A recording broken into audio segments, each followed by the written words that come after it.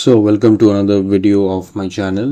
In this video we will be looking into the articulation exercises in speech therapy and ये उन लोगों के लिए बहुत ज़्यादा इंपॉर्टेंट है जो कि हमेशा मेरे को पूछते रहते हैं कि आर्टिकुलेशन को कैसे इम्प्रूव करें और उससे हमारे स्पीच पे क्या इफ़ेक्ट पड़ेगा.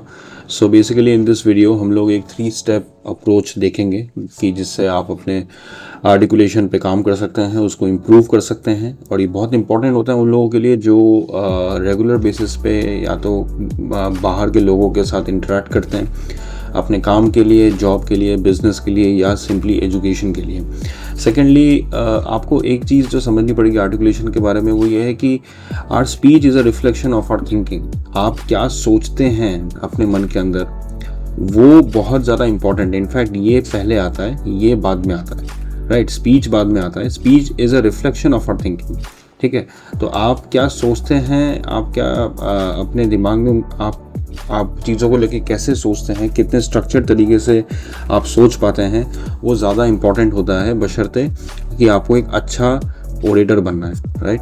सो हमें अपने थिंकिंग पे पहले काम करना पड़ेगा in order to improve our speech. क्योंकि आप अगर अपने स्पीच पे काम करना चाहते हैं और बस पूरे दिन बैठ के स्पीच एक्सरसाइजेस कर रहे हैं जिसके नाम पे बहुत ज़्यादा स्कैम वगैरह भी हो रहा है आजकल, तो वो सब आपको हेल्प नहीं करने वाला है. Because you are not improving the mentality, you are not improving your psychology. ठीक है, तो अपनी थिंकिंग को पहले आपको इम्प्रूव करना पड़ेगा.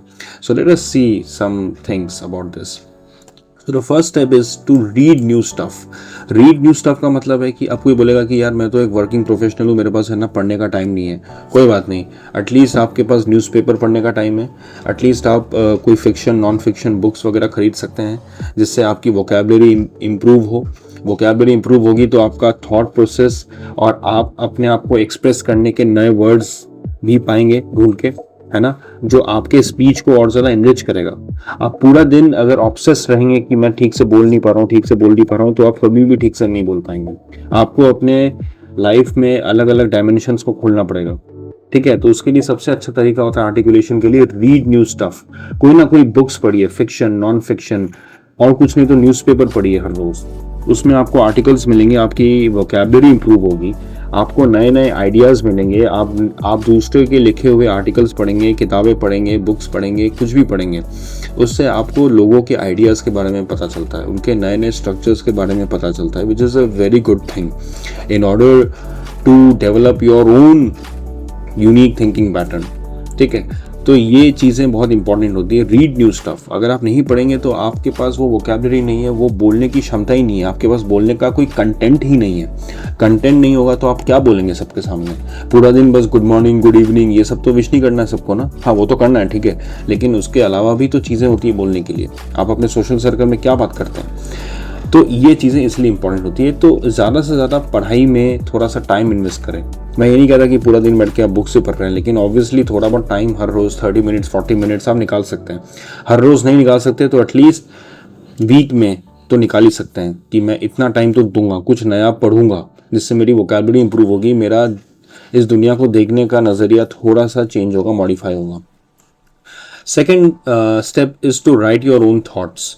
अपने थॉट्स को लिखना. ना इसमें अब बहुत सारे लोगों का डाउट आएगा कि लिखने से क्या मतलब है. लिखने के लिए थोड़ी हम यहाँ पे स्पीच इंप्रूव करने आए थे ना. हम तो यहाँ पे स्पीच को इंप्रूव करने आए थे, हम तो यहाँ पे लिखाई का काम करने नहीं आए थे.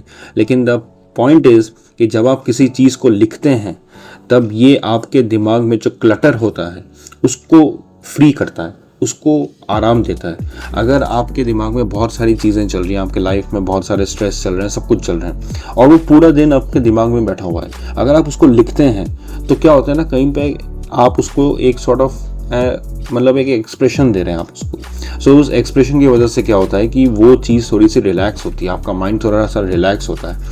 और एक और चीज़ और एक और जो फ़ायदा होता है वो ये होता है कि जब आप किसी चीज़ को लिखते हैं जो आपके सामने फिजिकली किसी पेपर पर लिखा होता है, वो जब आप खुद लिखते हैं तब फ्यूचर में अगर कभी आप किसी से बात करेंगे ना, आपका आर्टिकुलेशन देखेंगे धीरे धीरे इंप्रूव हो रहा है. ठीक है, धीरे धीरे इंप्रूव होने का मतलब ये है कि आपके पास एक अच्छा खासा मटेरियल है to talk about in front of people. Otherwise आप जाके आप हमेशा ये सोचा कीजिए कि मैं लोगों के सामने क्या बात करने वाला हूँ, क्या मैं बहुत ही शैलो कॉन्वर्जेशन करने वाला हूँ या थोड़ा सा डीप कॉन्वर्जेशन करने वाला हूँ. उसके लिए writing is a very effective tool, right.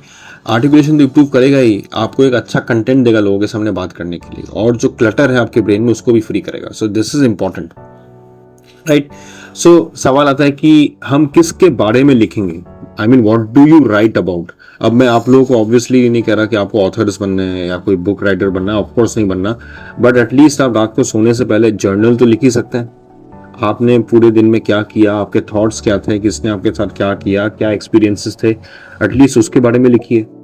अगर कोई इसके और एक स्टेप ऊपर जाना चाहता है तो आप अपने आसपास देखिए कि सोसाइटी में, देश में, दुनिया में क्या चल रहा है और आपके क्या ओपिनियंस है उसके बारे में, वो आप लिखिए, ठीक है। अब ये सवाल मत पूछेगा कि पेन पेपर पे लिखना है, वर्ड में लिखना है या किस में लिखना है, आपको जिसमें कंफर्टेबल हो आप उसमें लिखिए, बट लिखिए।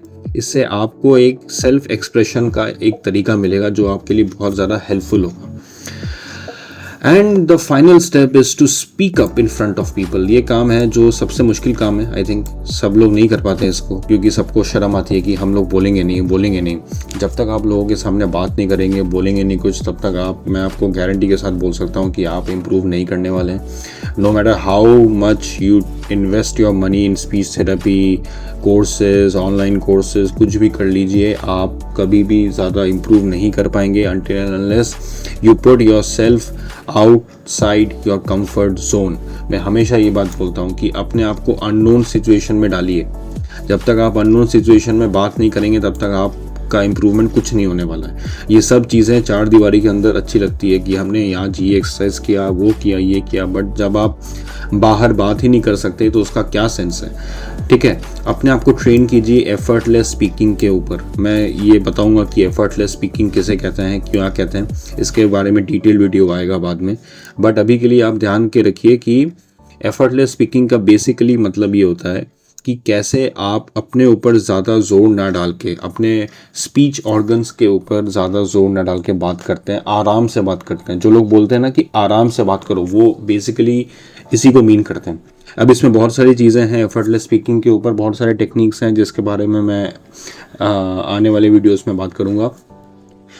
And also be I mean don't be shy while speaking, ठीक है। हम सबको ये लगता है कि अगर मैं अटक गया तो क्या होगा, मतलब ये सोचना बंद कर दीजिए, क्योंकि किसी के पास इतना टाइम नहीं है कि वो बैठ के आपके बारे में सोच रहा है कि आप अटक गए तो उसके साथ क्या हो जाएगा। कोई नहीं सोच रहा है, ठीक है। ये हमको लगता है कि लोग हमारे बारे में बहुत कुछ सोच रहे हैं, बट एक्चुअली वो कुछ नहीं सोच रहे हैं, ठीक है। तो ये सब सोचना आप लोग बंद कर दीजिए। Don't be shy while speaking, ठीक है। अगर आप लोग अटक भी जाते हैं तो अटकने दीजिए, कोई इसमें दिक्कत की बात नहीं है। So that's it for today. I hope you like this video. Please subscribe to my channel and like and share this video. Upcoming videos में हम लोग effortless speaking के ऊपर बात करेंगे, टाइम टेबल के ऊपर बात करेंगे, और आपका जो ओवरऑल स्पीच एक्सरसाइजेस होते हैं, अलग अलग तरह के एक्सरसाइजेस होते हैं, जिसको लेके बहुत ज़्यादा वीडियोस मुझे यूट्यूब पे मिल नहीं रहे हैं क्योंकि लोगों ने बहुत ज़्यादा कंटेंट बनाया नहीं है इसके ऊपर। So we will be looking into all that. So subscribe to my channel, और तब तक के लिए कीप प्रैक्टिसिंग, टेक केयर।